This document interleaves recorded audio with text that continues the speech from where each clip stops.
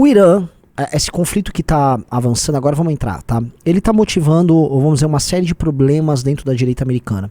Não sei se vocês estão acompanhando, mas a direita do Trump, que já estava passando por alguns solavancos desde aquele episódio do visto, tinha aquele visto que tinha que ser concedido ali para que os indianos estavam, vamos dizer, pintando e bordando com visto para pessoas com talentos especiais e tal, a galera supostamente de QI mais de 130, e que, enfim, estavam sendo fraudados e tal.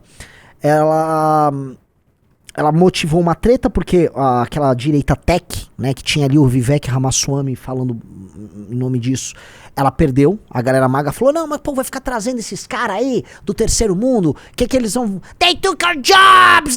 Que o South Park sempre soava, né? O branco americano preocupado com uma galera que rouba seu emprego. They took our jobs! They took our jobs!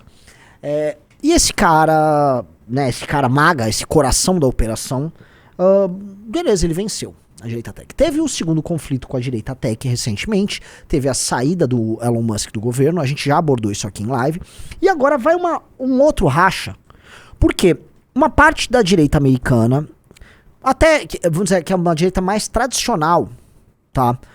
Que é aquela direita que eu expliquei, aquela coisa, né, neocon, os falcões, essa galera que gosta de um conflito externo, tá vendo, né? Veja só, estamos vencendo aqui ao lado do Trump, né? Porque tá vendo no Trump uma participação política motivada por Israel num conflito armado com o Irã. Ao passo que essa galera maga falou, mas não queríamos essa porra, o que eu tô fazendo aqui?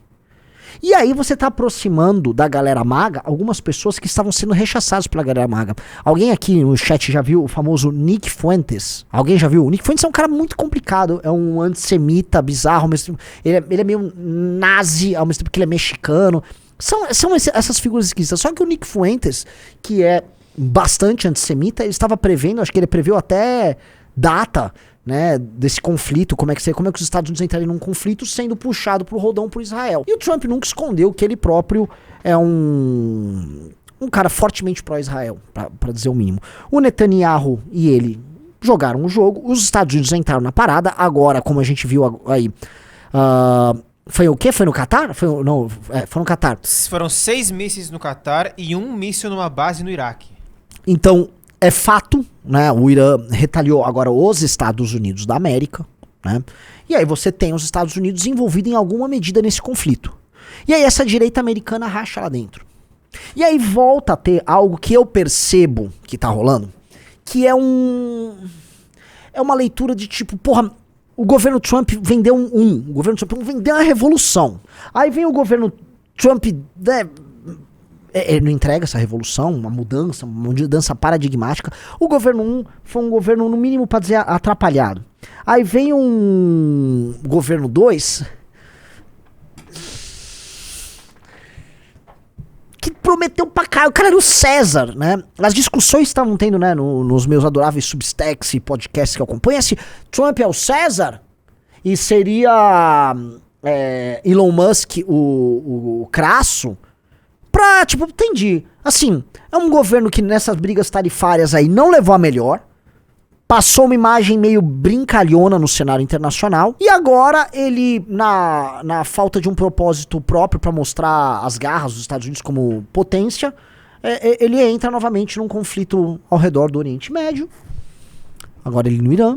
Ele entra num conflito sendo dragado por Israel, como todo bom e velho governo republicano, ou governo americano como um todo. Ou seja, esses caras eu não tô vendo mudança de paradigma nenhuma, eu tô vendo só mais um governo americano. Aí os caras já voltam a falar, porque eles são eternamente reféns do, como é que eles chamam? Do complexo industrial militar americano, que tá alterado, porque lembra que eu sempre falei pra vocês do Peter Thiel? O Peter Thiel, que é um grande, assim, a gente fala muito do Elon Musk, o Elon Musk é o rosto mais claro da direita tech americana, mas tem o Peter Thiel com sua empresa Palantir, que tá, vamos dizer, propondo uma disrupção do ponto de vista tecnológico, mas não só tecnológico também, na concepção do que é guerra nos tempos de hoje, a forma de se fazer guerra sendo profundamente alterada, a Palantir enquanto empresa que também trabalha com esse conceito de uma nova guerra. E aí, cara, este cara, né, que também é o controlador do novíssimo lobby americano, que é o Peter Thiel, precisa ser colocado aqui que é o Peter Thiel, que é um gênio, que da direita tech americana é meio que de longe, não só o mais capaz, ele não pode ter o QI do Elon Musk, que é mais gênio nessa parte, mas ele é o mais refinado. O Peter Thiel é de longe o mais refinado desses caras. Talvez o Peter Thiel seja o mais refinado dos empresários americanos, e ele talvez seja o ator mais interessante a se analisar, tá? É um gay católico de direita, especializado em René Girard, escreve bem pra caralho, é um teórico ele próprio, ao mesmo tempo que é um grandíssimo empresário, grandíssimo investidor. Quem conhece um pouco do Peter Thiel sabe, inclusive... leiam o material, tanto o material teórico que ele escreve sobre contemporâneo, sobre o mundo de hoje, estabelecendo pontos com o passado, até o livro dele sobre business, né, o de 0 a 1, que eu li, aplico coisas do livro de 0 a 1, não só no MBL, mas em termos de campanhas políticas. Acho que leiam esse livro, eu sempre recomendo o livro azulzinho, para os alunos da academia, eu falei, leiam esse livro grifando, tá? Esse livro ensina demais. Esse cara é a cabeça, talvez, de um novo complexo militar industrial norte-americano. E os Estados Unidos estão lá fazendo o que uma potência hegemônica faz de melhor, Riso. Que é o quê? É guerra. É guerra. E mais, o que estão falando, e eu achei muito engraçado que eu vi no Twitter as discussões sobre isso, não estamos falando mais de um mundo multipolar. Porque é o seguinte, tá rolando a guerra lá, a Rússia tá lá, tá se matando com a Ucrânia, e a gente tá num momento de pequena vantagem ucraniana. Um momento em que a Ucrânia começa a ter algumas vitórias aqui, e a Europa comprando esforço de guerra lá contra os russos. A Rússia não vai fazer nada pro Irã, a China não vai se meter nessa porra, tá? Ou seja, a potência única, no sentido militar, foi lá, toma um míssil aí na cabeça, pum! E ninguém falou nada, tá todo mundo lá. Todo mundo sabe que pro próprio mundo islâmico, o Irã é um problema. A Arábia Saudita não gostaria de ver um Irã com uma bomba atômica, tá? Isso alteraria o balanço de poder todo. Assim, eles são xiitas, tem uma linha lá específica também do xiismo, que eles fazem parte. Eles por si só são uma cultura, eu volto a colocar, eles são uma cultura diferente dos outros povos da região, tá? Não são árabes, ainda que talvez o iraniano, cheque aí no Google, tá? A composição étnica hoje do iraniano é mais árabe do que persa. Me corrija, posso estar falando merda, tá? Acho que a composição étnica deles, não sei se... Eu sei, mas é que assim, eu não tô falando de subetnias como tá ali. Se eu for fazer um breakdown genético de um iraniano, de um indivíduo, você consegue medir a origem, o que é árabe, o que é indo-iraniano e tal. E o que é, sabe, tem os fazendeiros tem o caçador-colhedor do Cáucaso, eles têm os fazendeiros iranianos, tem enfim, eles têm a mistura deles, mas a composição, a participação árabe, ali tá, os persas, é o grupo étnico mais numeroso, mas não é exatamente isso, porque o que é um persa, né? Eu tinha que ver a quebra disso. Um cara botou os persas em Somalia. Mas um persa hoje não é 100% um iraniano da antiguidade. Teve não só a invasão árabe, mas teve muita mistura com os árabes ali. Os caras, isso aí não é isso que eu tô falando. Por favor, alguém poderia checar isso. Tipo assim, existem os exames genéticos que fazem. O que eu quero dizer eles se tornaram muito árabes. Eles são também muito árabes. E coloco isso pra dizer, ainda assim, eles e a Turquia são um povo diferente em termos de complexidade na economia, em termos de capacidade de produção de capital humano de alta qualidade, em termos de população. Irã e Turquia são dois povos que podem ter um papel gigantesco na região. Gigantesco na região. Mas cada um vai dispondo dos seus problemas. Eu acho, né, que o regime dos ayatollahs é muito ruim pro Irã. Não tô fazendo um elogio ao regime anterior, mas o regime atual é muito ruim.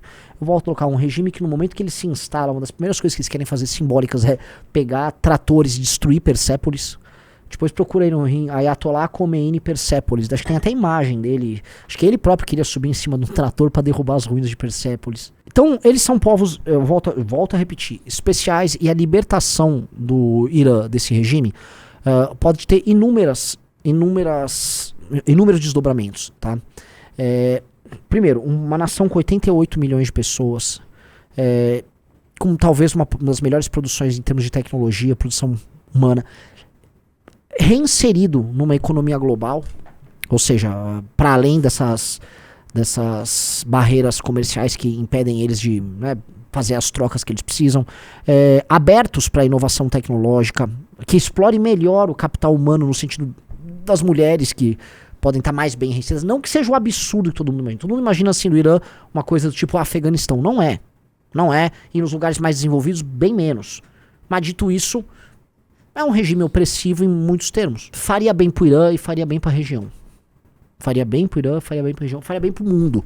Tá? E não, aqui não me refiro especificamente à situação de Israel. Porque sim, o Irã quer ter uma bomba. E assim, se ele tiver a bomba, ele vai tacar essa bomba em Israel. Ele vai tacar essa bomba. É uma questão de sobrevivência em Israel. Tem um, aliás, não sei se vocês viram o compilado de discursos do Netanyahu na ONU. Eu não sei se o Riso tem pra levantar aí. Depois vejam, galera. Puta que pariu, cara. Eles estão avisando passo a passo, né? Ele ia na ONU. Ó, tá enriquecendo assim, tá enriquecendo assado. Vai fazer, ó, tem uma base em tal lugar. Você tem todo o processo. E agora eles estavam às vésperas de ter uma bomba. E assim, se eles têm uma bomba, não se iludam, eles vão tacar a bomba em Israel. E eles vão completar o que eles consideram ser uma missão histórica e quase espiritual da parte deles. Ah, são 40 segundos. Vamos lá. Isso que repete desde 96, né? Desde 96. Então veja só essa questão. If not stopped, Iran could produce a nuclear weapon.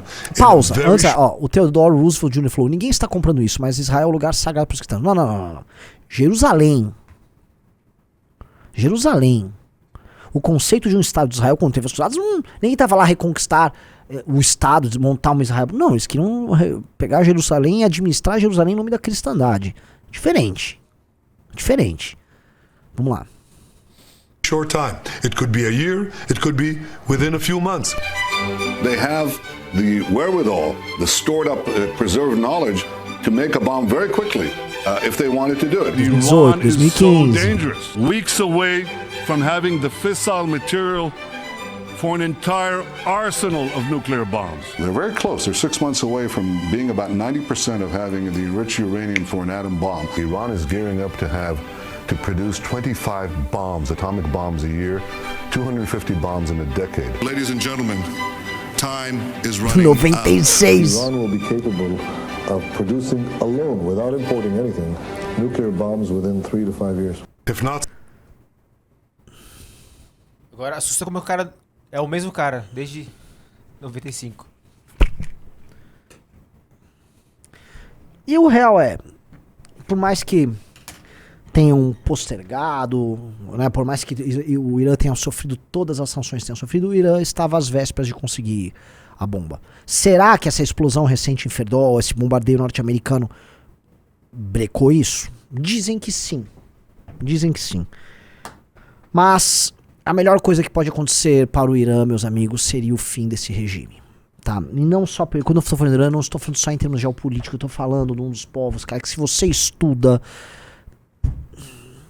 você vai falar, esses caras são demais, cara. Esses caras são dos grandes. Vou recomendar um livro pra vocês, tá? Um livro em português.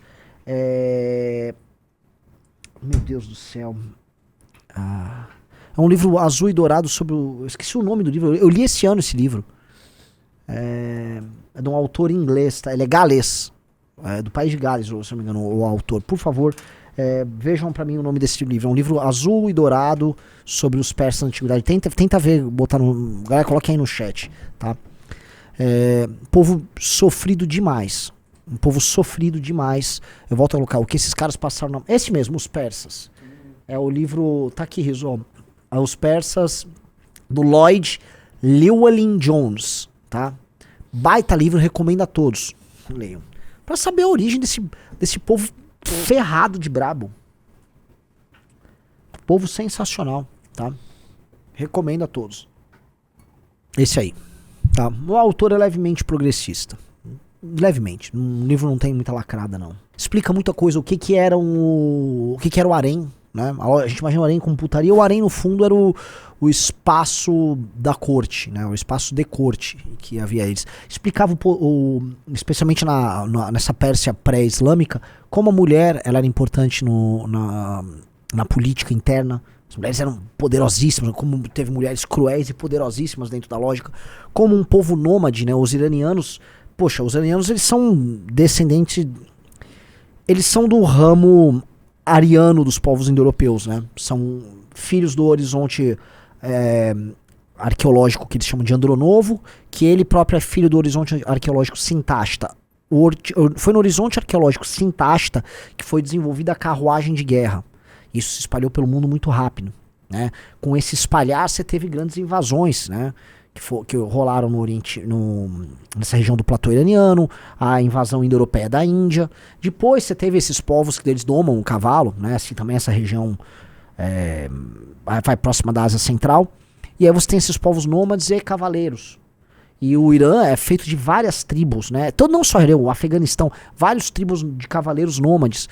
E esses caras eles criam dentro dessa cultura deles, não só os iranianos dessa região do Irã, mas os citas, os sármatas, os medos, né? Os partas que teve depois, os massagetai, todas essas culturas são culturas muito nobres, de homens muito nobres, gente devotada à guerra, gente devotada à caça.